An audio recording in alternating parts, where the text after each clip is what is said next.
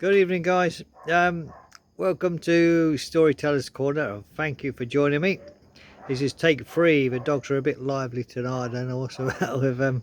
Anyway, guys, we're back off to Topsy Tickle Town now, guys. And this is chapter 26. And the story is the moonfolk who floated sideways. So, if you remember in the last chapter, the townsfolk of Topsy Tickle made a rocket and somehow they got to the moon. I don't know how, but on a wing and a prayer, I suspect. But let's read on, guys, anyway. Let me just check I've got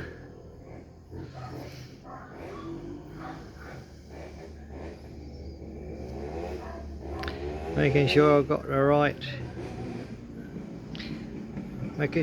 right chapter, guys, before I kick off. Yeah, here we go, guys. Let's read on then. The moon creatures appeared slowly, mostly because they preferred floating to walking.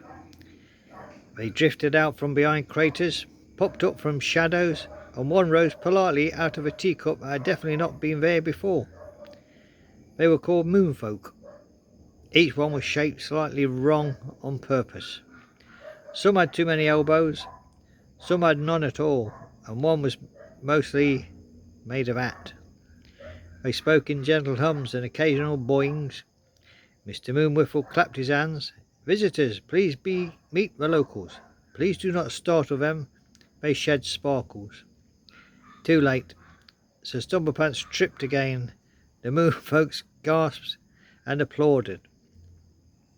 Captain Wobbleboots attempted a wobble. The moonfolk copied him instantly, wobbling in a perfectly low gravity harmony. Mayor Jigglywig offered a biscuit. The moonfolks bowed deeply and turned it into a constellation. Professor Fumblepops asked a question. The moonfolks answered by rearranging themselves into a diagram.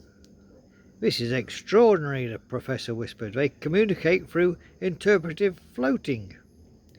One moonfolk drifted forward, introduced itself as Plink, and gently poked the rocket. The rocket purred. That's not supposed to do that, Fumblepop said, pleased and worried at the same time. The moonfolks invited themselves to a gathering. It involved floating games, crater sliding, a moon choir that sang in echoes. Sir Stumblepants became an honorary dancer after falling through an entire performance. Captain Wobbleboots was crowned Supreme Wobbler of the Upper Dust, and Mayor Jigglywig declared it the best parade yet, despite being no ground.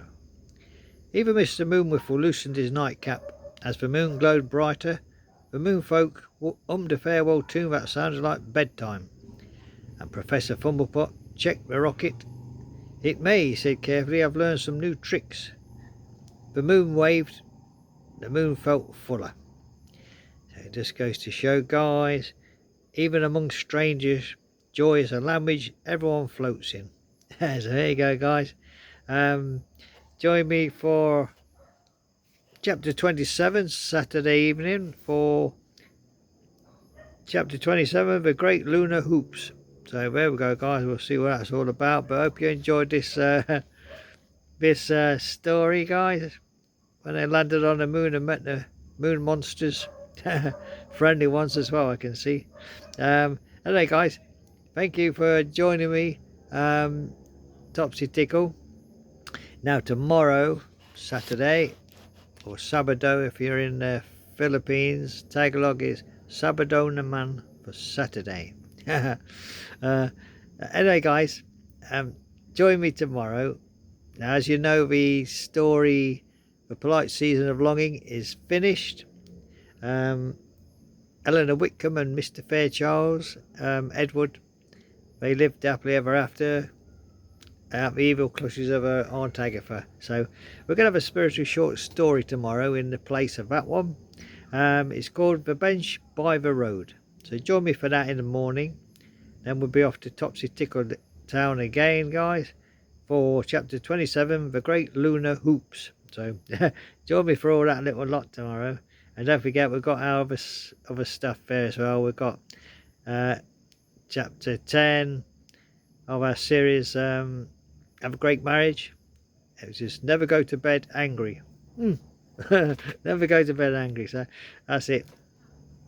And we've got our usual prayers and stuff. So join me for all that. Until then, guys, have a very lovely evening. And thank you for joining me in Storyteller's Corner. Bye bye now.